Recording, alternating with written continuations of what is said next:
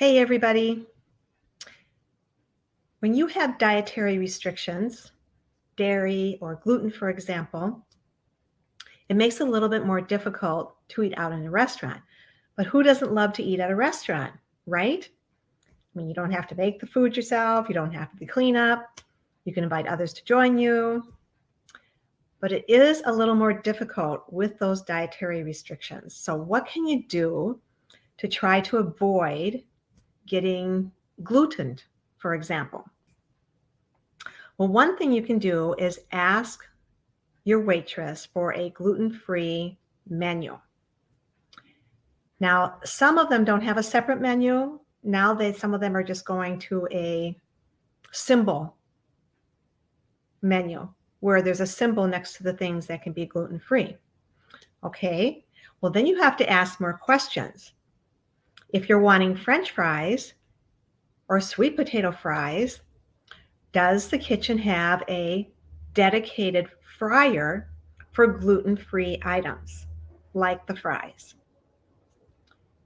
Do they use completely separate utensils in the kitchen for gluten-free requests?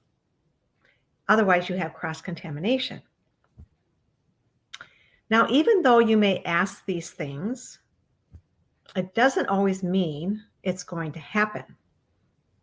I personally have had many times in a restaurant, same restaurant in fact, where I have asked and they have told me we have a dedicated fryer and it'll come out and the first batch will be fine for the French fries and then the second batch comes out and there's like a piece of batter in there and I'm thinking, that looks like a batter from onion rings. And sure enough, it smells like onion rings. And we'll call the manager over and he's like, no, it can't be. It's a dedicated. We'll say, here, you can try it. He was like devastated almost that it certainly was an onion ring. And in fact, a recent study has shown that these dedicated fryers have gluten in them or can have gluten in them. So, you do it the best you can, but you never know if you're going to be glutened or not. So something else that you can do is to perhaps take an enzyme prior to eating to try to combat the effects of being glutened.